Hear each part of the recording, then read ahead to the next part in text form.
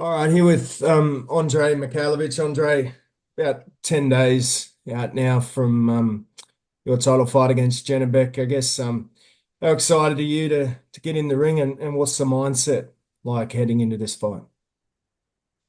How I am excited am I to hop in the ring with Janibek? Oh fuck yeah. This is what I do for work, man. Like last 2 years I've had 6 rounds in the ring and like where do I thrive? Where do I feel most at home is in a boxing ring. So to have that opportunity to be in a ring, to be in that squared circle for me is like means the world to me. For it to be in Sydney at the start means even more to me. For me to be fighting for a world title means the most to me. So it's fantastic and I feel good, feel ready, feel like a strong sense of belonging and knowing of this is my moment and this is my destiny. So I feel cool, man. I'm embracing it. I'm not hiding from it. I'm not scared of anything. So it's fantastic, man. But there is a spider in the corner of my room, and I don't fucking like that. That's one thing I will say. So good. Um, what's what's the last couple of months been like? Can you sort of take us back to that Vegas fight that was cancelled last minute? What sort of went through your head during that week? Well, one thing. So a lot went on in Vegas. Actually, what happens in Vegas stays in Vegas, apparently. But I went there believing I'd be champion. Now I know I'm the champ. That's what really happened. I felt like I blended right into Vegas. I felt like I was meant to be there, and I owned that whole stage. The impressiveness and the size of Vegas, you know, it's about perspective. You go there and think it's this huge city full of sins and deceit and all this shit. It's gonna be there, but I just saw it as another city, bro, and I just saw it as like my playground. And I felt like if there was a city built for me to fight in, it'll be Vegas because it just encapsulates who I am, bigger, larger than life, colorful and interesting and fun, like, you know.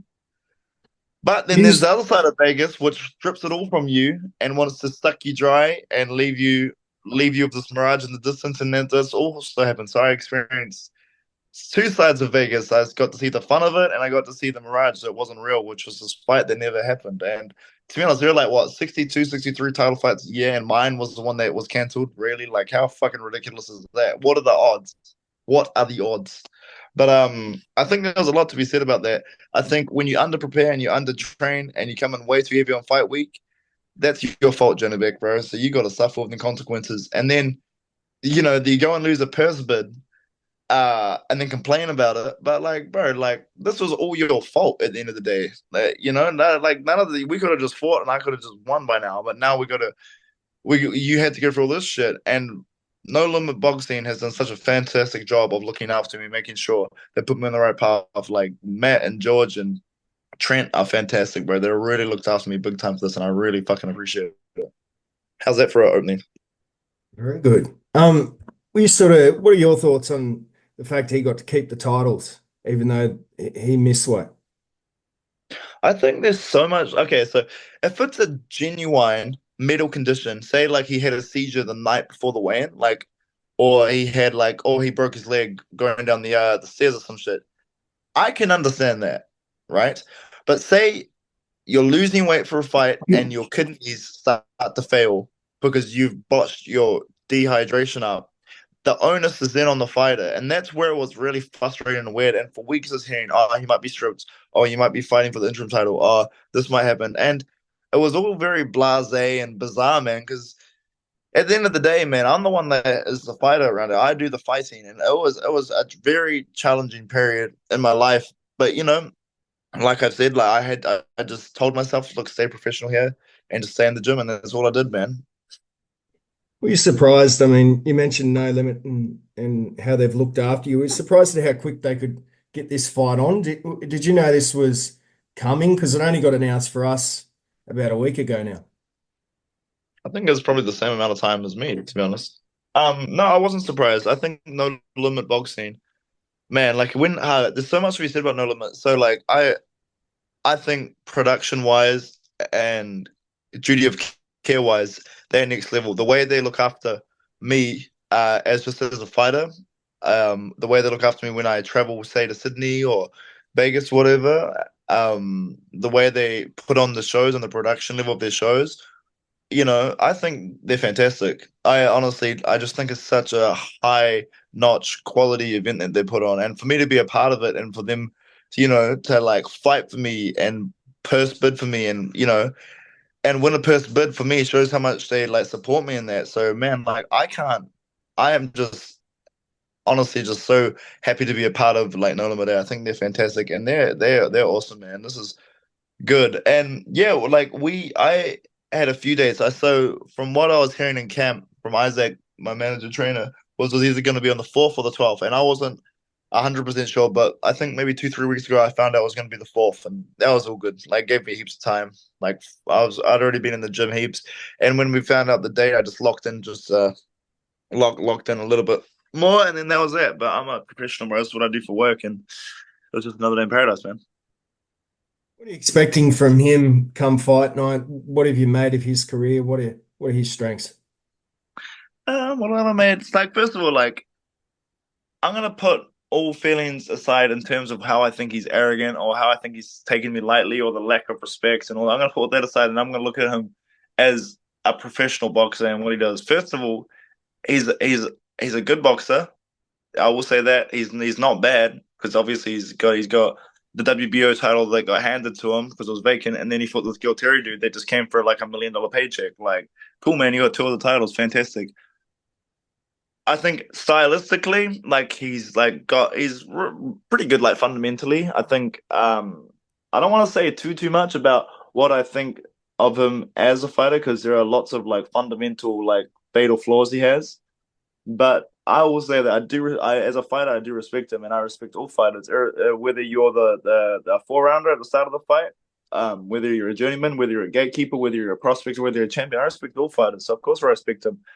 I don't really appreciate the way he's talked about me and said, and how he's talked about all these other champions and that. Because last time I checked, bro, you gotta fucking get through me first, and I don't think I really understand what's about to happen to him. So, so good, man. He can do his fucking thing, bro. Yeah, fuck him. Any concern about him making weight again? Is that something that your team or the promoters are mindful of? Um, he sort of has to, but like his back's really against the wall here, bro. Like if he doesn't, bro, like he becomes a laughing. So he already became a mockery of himself in Vegas. Like he played himself so miserably in Vegas, and the amount of like, if you're a world champion, your one job is to fight and make weight. Could you imagine pulling out of a fight because you're dehydrated? Like that just shows lack of training, lack of preparation, and lack of maturity. And it's just so ridiculous, bro. Like there are like what 62 fights, 63 fights, title fights, yeah, and then you cock it up, and he just completely. And then even in the press conference, his fucking idiot manager speaking like in Russian and that they made it. It was terrible, by the way. He got the most monotone accent I've ever heard in my whole life. It was like talking about all these other fighters like Carlos Adimas, Erislande Lara, and Janibek got WBO and IBF. They completely looked over me. I was like, excuse me. I was like, I'm sitting right here, bro. So I found that pretty like frustrating, especially when I also am a fighter here. I've come all this way to fight you, and I was frustrating as hell, but like he paid the price and it is what it is, man. Fuck him. Have you given any thought to how your life would sort of change and what the next stage in your career would be if you are to get the win next week? If I am to get the win, you mean when I get the win? No, not really, man. Like I think the big thing about like having the title and all that is just like first of all, you gotta respect the fact that you're a world champion. Don't take that lightly. Like, yeah, I like talk a lot and blah blah blah blah blah. But I still think it's a great big deal. It's a great opportunity for me. As long as I keep my family close and I'm respectful and I just go about my business quietly and I train hard, everything will be cool. It's as soon as you start doing dumb shit stuff like buying dumb shit or like I don't know, just acting out of character or acting like you're the man. Like, look, I'm already completely calm. I think the big thing with what happens with fighters is I already feel like I have a sense of validation. I know who I am. I'm Andre. I'm cool with being me, bro. I accept my flaws, my things I love. Accept all of me, whether it's the good, bad, or the ugly, man. Like, I think what winning a title does is it gives people a sense of validation of like, I am who I say I am. I already am who I say I am. So I'm cool. I don't think much is gonna change. Yeah, like cool, man. You got the IBF title, but like I'm pretty sure there's three other Infinity Stones I need to go and collect too.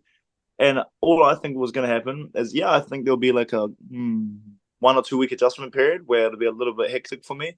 But I've already got my game plan sussed out. I know that I'm going to the South Island straight after this fight to go hang out with my wife and kids, so I'm not too worried about it. I saw your name will be on some fighters' radar. I saw Michael Zerafa say that he'd want to fight you. Um, thoughts on that? Man, I got no thoughts on that, bro. I got no comment on that. I'm not worried about Zerafa at the moment. He's like, there's like, no, I've got Janibek to worry about. Massive fight, Australian Did he boxing actually coming up. say he wants to fight me? Where did he say that?